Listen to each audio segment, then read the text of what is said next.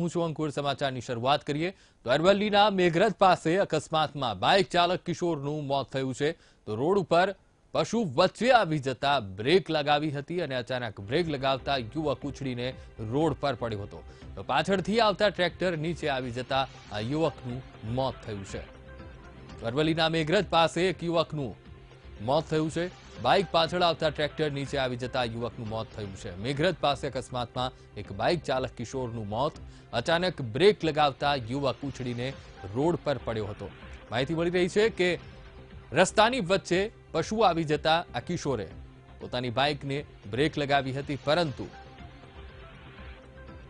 તે યુવક બાઇક ઉપરથી ઉછળીને રોડ ઉપર પડ્યો અને પાછળથી આવતા ટ્રેક્ટર નીચે આ યુવક કચડાઈ ગયો મહત્વના સમાચાર અરવલ્લીના મેઘરજથી સામે આવી રહ્યા છે બાઇક પાછળ આવતા ટ્રેક્ટરે યુવકને કચડ્યો મેઘરજ પાસે અકસ્માતમાં બાઇક ચાલક કિશોરનું મોત થયું છે તો અચાનક બ્રેક લગાવતા યુવક ઉછળીને રોડ પર પડ્યો હતો અને પડતા જ પાછળથી આવી રહેલા ટ્રેક્ટરનું ટાયર આ યુવક ઉપર ફરી વળ્યું અને આ કિશોરનું મોત થયું છે તો રોડ ઉપર પશુ વચ્ચે આવી જતા આ કિશોરે પોતાના બાઇકની બ્રેક લગાવી હતી તો આજ મુદ્દે સંવાદદાતા તસ્લીમ સુથાર ફોન લાઈન પર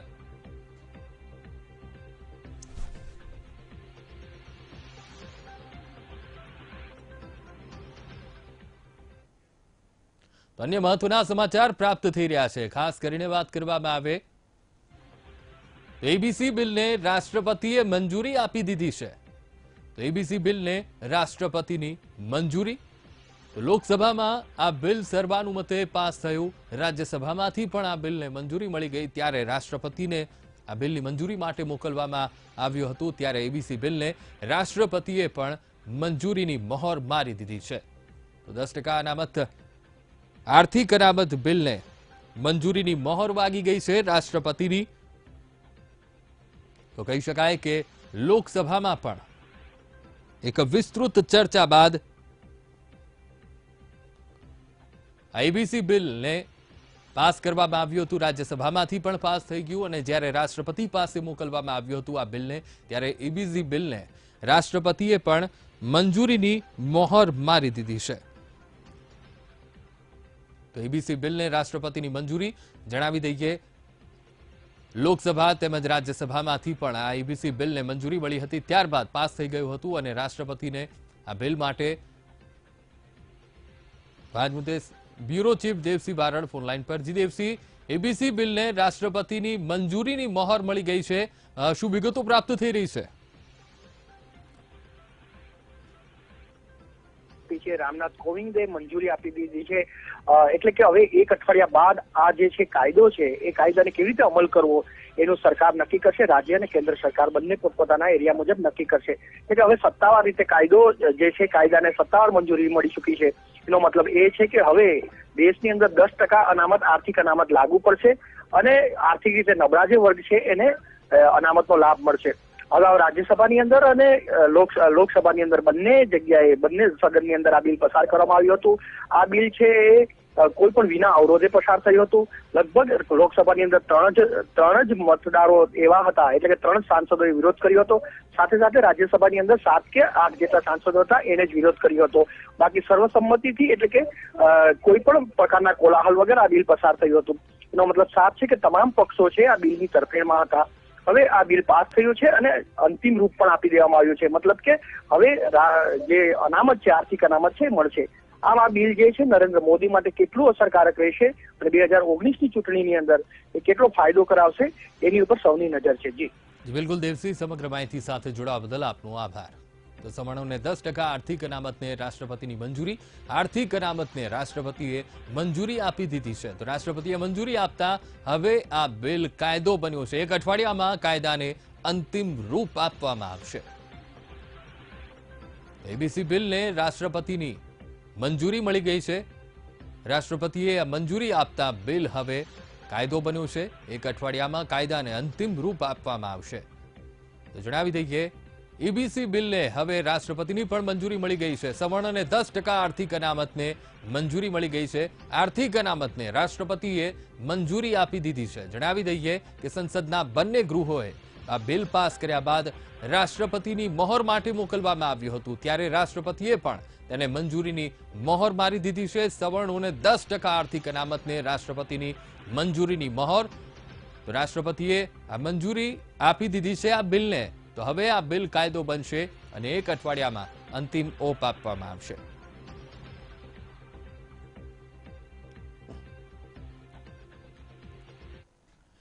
તો મિશન 2019 ને ધ્યાને રાખીને દિલ્હીના રામલીલા મેદાનમાં ભાજપની 2 દિવસીય રાષ્ટ્રીય પરિષદનો આજે બીજો અને છેલ્લો દિવસ છે. ત્યારે પીએમ મોદીએ રામલીલા મેદાનમાંથી 10,000થી વધુ કાર્યકર્તા તેમજ તમામ સાંસદો અને ધારાસભ્યોને સંબોધ્યા.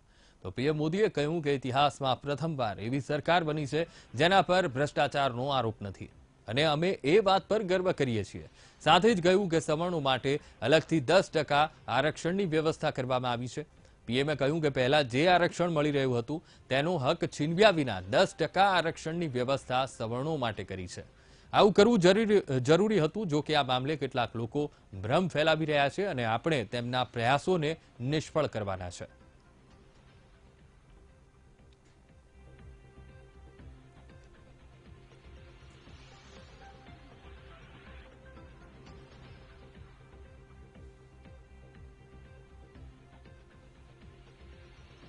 पहली बार ऐसा हुआ है जब सरकार पर भ्रष्टाचार का एक भी आरोप नहीं लगा है, एक भी दाग हम पर नहीं है. हमसे पहले की सरकार, उनका जो कार्यकाल था, उसने देश को बहुत अंधेरे में धकेल दिया था. अगर मैं कहूं कि भारत ने 2004 से 2014 के महत्वपूर्ण 10 साल घोटालों और भ्रष्टाचार के आरोपों में गंवा दिए तो गलत नहीं होगा. पहले से जिनको आरक्षण की सुविधा मिल रही थी, उनके हक को छेड़े बिना, छीने बिना भाजपा सरकार द्वारा सामान्य वर्ग को 10% आरक्षण का प्रावधान किया गया. इतना ही नहीं, शिक्षा में 10% वृद्धि भी की जाएगी. તો કોંગ્રેસમાં જાતિવાદને લઈ ફરી એકવાર રાજકારણ ગરમાયું છે. સાણંદમાં કોંગ્રેસથી નારાજ કાર્યકરોએ એક બેઠકનું આયોજન કર્યું હતું, જેમાં અમદાવાદ જિલ્લા તથા તાલુકાના કાર્યકર્તા તેમજ આગેવાનો સાથે બેઠક યોજી હતી. 40 જેટલા કાર્યકરો આગેવાનો સાથે સર્કિટ હાઉસમાં બેઠક યોજી પ્રદેશ કારોબારી તેમજ નેશનલ ડેલિગેટમાં સમાવેશ ન થતા નારાજગી નોંધાવી હતી.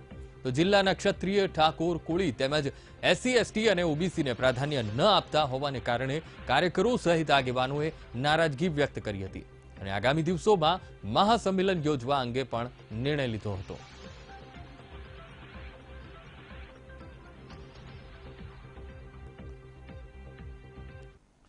તો લોકસભા ચૂંટણી પહેલા કોંગ્રેસે તમામ દેશભરમાં જનસંપર્ક અભિયાન શરૂ કર્યું હતું, જેને ચૂંટણી સુધી લંબાવવા માટે નિર્ણય લેવામાં આવ્યો છે. તો દિલ્હીમાં મળેલી બેઠકમાં આ અંગે સૂચના અપાઈ છે, જેમાં પ્રદેશ પ્રમુખોને અભિયાન લંબાવવાની સૂચના અપાઈ છે. મહત્વનું છે કે જનસંપર્ક સાથે પક્ષ માટે ભંડોળ એકઠું કરવાનું આ અભિયાન છે, જેમાં લોકો અને કાર્યકર્તાઓનો યોગ્ય પ્રતિસાદ ન મળતા આ અભિયાન લંબાવવાનો નિર્ણય લેવાયો છે. ત્યારે ગુજરાતમાં પણ આ અભિયાન લંબાવવામાં આવ્યું છે. ગુજરાતમાંથી ધારણા કરતા ઓછું ભંડોળ મળી રહ્યું હોવાથી આ અભિયાન લંબાવાયું છે. મહત્વનું છે કે આ અગાઉ પણ અભિયાનની સમય મર્યાદા લંબાવવામાં આવી ચૂકી છે.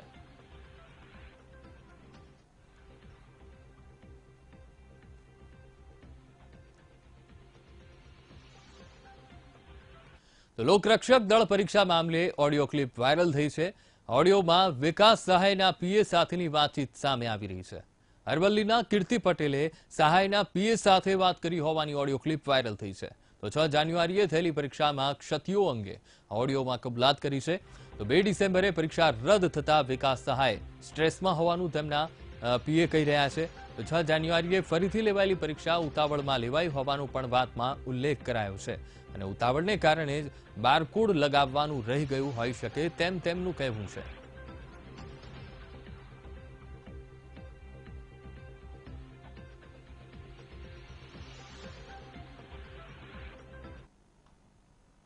એટલે મને કહે કે તમે ત્યાં 3 મોકલી છે, મને એક અલગથી મોકલો. તો મેં એસપી સાહેબને મોકલી. જી. તો ડીવાયએસપી SS ગઢવી એક પીઆઈ ના ચાર્જ તરીકે ડીવાયએસપી માં ચાર્જમાં હતા, એક પીઆઈ હતા ચાર્જ તરીકે SC/ST સેલના ડીવાયએસપી તરીકે SS ગઢવી. બરાબર. એની તપાસ એક સમકક્ષ એટલે એનાથી નીચલી કક્ષાના કેટેગરી એક ડીવાયએસપી ની તપાસ એમને એક પીઆઈ ને આપી. એ કેટલા અંશે વ્યાજબી છે? બરાબર છે.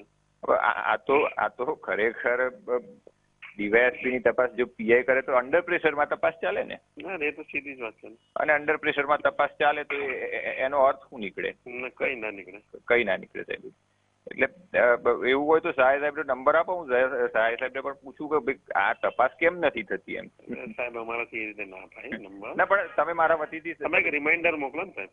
નહીં, હું રિમાઇન્ડ કરીશ, પણ તમે આટલી બધી કરીને સાંભળો કાગળિયા એક રિમાઇન્ડર હું કરું કાલે કરું છું રિમાઇન્ડ. પણ સાહેબ એટલું વિચારો 9,08,70,000 બાળકોનો જે પ્રશ્ન હોય અને આવડી મોટી સેન્સિટિવ તપાસ ચાલતી હોય અને એની અંદર કોઈ જ પ્રકારનું મતલબ કે આવી તપાસ ના થાય સેન્સિટિવ. હાજી હાજી. તમે એમાં ઉલ્લેખ કરજો કે આ રીતના મને જાણમાં આવેલ છે કે ભાઈ એમનાથી નીચેના કક્ષાને પીઆઈ સાહેબને તપાસવા એ કેટલા અંશે ઉચિત છે. હા બરાબર. એના કરતા સિનિયર અધિકારીને સોંપીને એને આજની જ વાત કરું, એ વખતની વાત છે. પછી મેં આ બધું ટીવી પ્રેસ મીડિયામાં આવ્યું, પછી હમણાં આજે એક ટપાલ આવી છે. પણ એક સાહેબ એક સામાન્ય વાત જાણવી હતી. આપ તો એ સિનિયર મોસ્ટ પર્સન છે. મારે સહાય સાહેબ ઉપર કોઈ એલિગેશન નથી કરતો. સહાય સાહેબ બહુ એક વ્યવસ્થિત માણસ છે, એમને જ આ બધું ખુલ્લું કર્યું ને, એમ આપણે માનીએ છીએ બરાબર. પણ એ જાણવું છે મારે, તમે OMR ઉત્તર વાહિની અંદર બેઠક ક્રમાંક છે, પુસ્તિકા ક્રમાંક છે, પુસ્તિકા પ્રશ્ન પુસ્તિકા કોડ છે, નિરીક્ષકની સહી લીધી, ઉમેદવારની સહી લીધી, પ્રયાસ કરેલા પ્રશ્નોની સંખ્યા લીધી તમે, અને તમે પાર્ટીનું નામ પૂરેપૂરું લખાવો છો. એ 2-3 વિભાગમાં વેચ્યું, એની અંદરથી પાર્ટ A અને B પાડ્યું. તો તમારે ખરેખર ઉપર બારકોડ સ્ટીકર ના લગાવવું જોઈએ મારી દ્રષ્ટિએ. આમાં એવું હશે ભાઈ, મને એવું લાગે છે કે અત્યારે શું છે, શોર્ટ ટાઈમ પીરિયડ હતો ને, ખ્યાલ આવે તમને? હવે 2 ડિસેમ્બરે કેન્સલ થઈ, એના પછી તો સાહેબ અઠવાડિયું 10 દિવસ સ્ટ્રેસમાં હતા વગર લેવા દેવે. પછી પાછું થોડાક સારા થયા એટલે પછી આ ફટાફટ પ્રગતિ કરવી પડે, એના માટે તૈયારીઓ કરવી પડે, પેપર કાઢવાની થોડી ક્ષતિ રહી ગઈ ને પેલું. હા, એટલે ટાઈમ ના અભાવે કદાચ આ બારકોડ અડું રહી ગયો છે. તો જયંતિ ભાનુશાળીનો એક વિડીયો સામે આવ્યો છે. આ વિડીયોમાં ભાનુશાળી જે રીતે આ વિડીયોમાં કહી રહ્યા છે, દાંડિયાથી બેઠો રાસ રમી રહ્યા છે. રાસ રમતી વખતે દર્શકો ભાનુશાળી પર પૈસા ઉડાવી રહ્યા છે. રાસમાં તલ્લીન થઈને ભાનુશાળી લોકો વચ્ચે મસ્તીમાં છે. રાસ રમતો આ વિડીયો નખત્રાણાના ભાનુશાળી સમાજના કાર્યક્રમનો છે.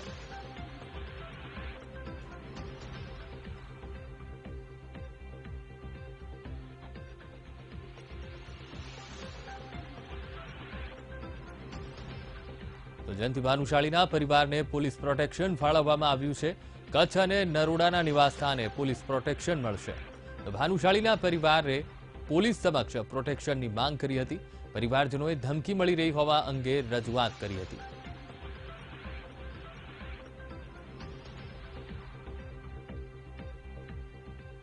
તો જયંતિ ભાનુશાળીની હત્યા મામલે વધુ એક આરોપીની અટકાયત કરવામાં આવી છે. ભાનુશાળી કેસમાં અત્યાર સુધી 5 આરોપીની અટકાયત કરવામાં આવી છે. તો સિકંદર નામના વ્યક્તિનું નામ સામે આવતા આ મામલે સિકંદરની અટકાયત કરીને પૂછપરછ શરૂ કરવામાં આવી છે. અદાવત, જમીન વિવાદ અને પૈસાની લેતી દેતીના મુદ્દાઓ પર આ તપાસ હાથ ધરવામાં આવી છે.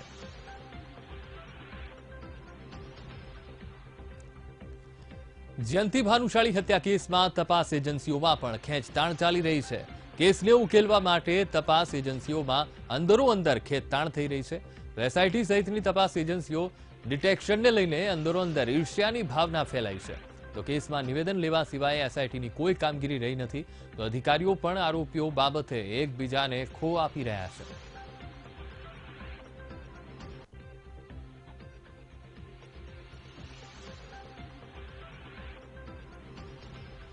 તો વલસાડના વાપીમાં આરોપી મનીષા ગોસ્વામીના પતિની તબિયત લથડી છે.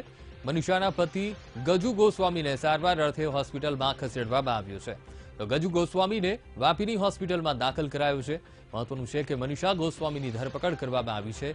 મનીષા ગોસ્વામીની જયંતિ ભાનુશાળી હત્યા કેસમાં ધરપકડ કરવામાં આવી છે.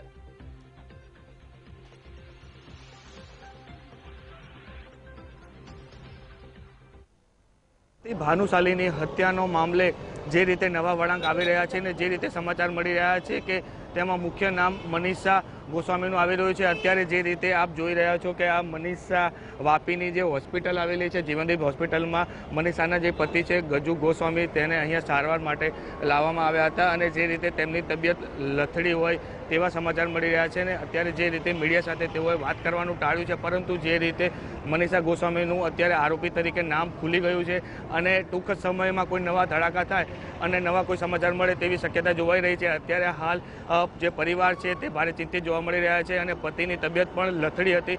બીપીને કારણે તેઓએ આ હોસ્પિટલમાં સારવાર લીધી છે. જોકે અત્યારે તેઓ આ મામલે કશું કહેવા તૈયાર નથી, પણ ટૂંક સમયમાં જે હત્યાનું જે કોકડું છે તે ઉકેલાય તેવી શક્યતા જોવાઈ રહી છે. Manav Thakor, VTV news, Vapi. દિલ્હી આઈઆઈટીના ચેરમેન કિરણ કાર્નિકે ગુજરાતની મુલાકાત લીધી હતી. ઇસરોના મહત્વાકાંક્ષી પ્રોજેક્ટ ગગનયાનના મુદ્દે કાર્નિકે નિવેદન કર્યું હતું.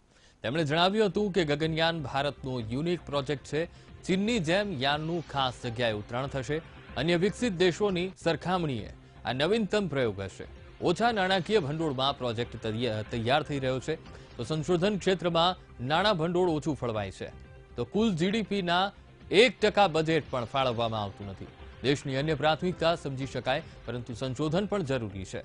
સંશોધન ક્ષેત્રે કુલ જીડીપીના 2% ફાળવણી થવી જોઈએ.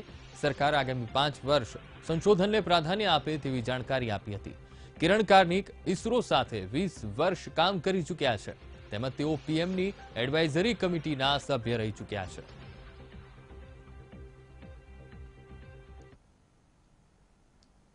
ये तो बहुत सालों से चल रहा है और जैसे मेरे जैसे लोग हैं जो बहुत साल में ये इस सेक्टर में देखे R&D में, तो लगता है कि कुछ इसमें बात सही नहीं है.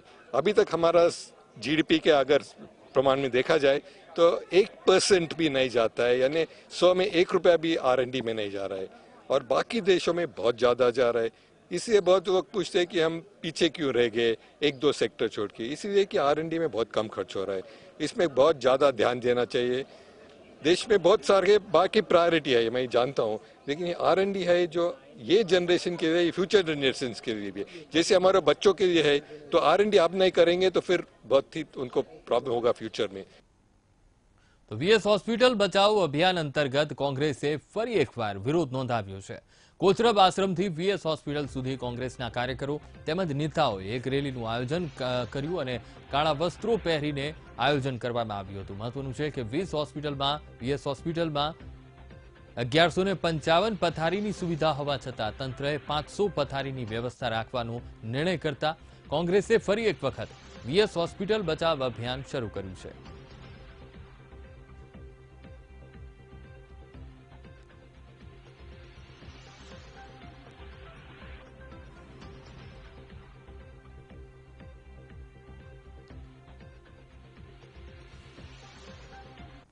તો વડોદરામાં ફૂડ ડિલિવરી કરતા વાહન ચાલક યુવકનું દોરીથી ગળું કપાયું છે. તો વારસિયા રિંગ રોડ પરથી પસાર થતા આ ઘટના બની. કારેલીબાગથી વારસિયા રિંગ રોડ પર જતા આ ઘટના બની હતી. તો દોરીના કારણે યુવકના ગળાની 3 નસ ગંભીર હાલતમાં કપાઈ જતા અત્યારે યુવક ગંભીર હાલત છે. ગંભીર રીતે ઇજાગ્રસ્ત યુવકને સારવાર માટે હોસ્પિટલ ખસેડવામાં આવ્યો છે. તો વડોદરાના વારસિયા રિંગ રોડ પરની આ ઘટના છે. દોરીના કારણે યુવકના ગળાની 3 નસ કપાઈ જતા અત્યારે યુવક ગંભીર છે અને આ યુવકને હોસ્પિટલમાં સારવાર માટે દાખલ કરવામાં આવ્યો છે. તો ફૂડ ડિલિવરી કરતા વાહન ચાલકનું ગળું કપાયું છે પતંગની દોરીથી. વડોદરાના વારસિયા રિંગ રોડની આ ઘટના દોરીને કારણે યુવકના ગળાની 3 નસ કપાઈ ગઈ છે અને અત્યારે યુવક ગંભીર હાલતમાં છે અને જેને હોસ્પિટલમાં દાખલ કરવામાં આવ્યો છે, જ્યાં તેની સારવાર ચાલી રહી છે. વડોદરાના વારસિયા રિંગ રોડ પરની આ ઘટના દોરીને કારણે યુવકના ગળાની 3 નસ કપાઈ છે અને યુવક અત્યારે ગંભીર હાલતમાં છે. વડોદરાની ઘટના ફૂડ ડિલિવરી કરતા વાહન ચાલકનું ગળું દોરીથી કપાયું. વડોદરાના વારસિયા રિંગ રોડ પર આ ઘટના બની છે. દોરીને કારણે યુવકના ગળાની 3 નસ કપાઈ ગઈ છે. તો આજ મુદ્દે સંવાદદાતા માનુ ચાવડા ફોનલાઈન પર. જી માનુ, શું વિગતો પ્રાપ્ત થઈ રહી છે? ફૂડ ડિલિવરી કરતા વાહન ચાલકનું દોરીથી ગળું કપાયું છે. અંકુર, વડોદરામાં 2 દિવસમાં બીજી ઘટના બની છે. પતંગની દોરીથી ગળું કપાવાની આ ઘટના છે બની છે. કારેલીબાગ વિસ્તારમાં વારસિયા રિંગ રોડ ઉપર જતા આ જે ડિલિવરી બોય છે એને ગળાના ભાગે દોરી વાગી છે ને અત્યારે એસએસજી હોસ્પિટલમાં સારવાર અર્થે ખસેડવામાં આવે છે. ખાસ કરીને હજુ ઉત્તરાયણને 2 દિવસ બાકી છે. ઉત્તરાયણ પછી પણ લોકો છે પતંગ ચગાવતા હોય છે અને આ દરમિયાન લોકો ઘાયલ થતા હોય છે. એ પ્રમાણે આજે આ યુવકને ગળાના ભાગે દોરી વાગી છે ને એનું ગળું કપાયું છે એટલે એસએસજીમાં સારવાર અર્થે ખસેડવામાં આવ્યો છે. અંકુર. જી બિલકુલ માનુ, સમગ્ર માહિતી બદલ આપનો આભાર.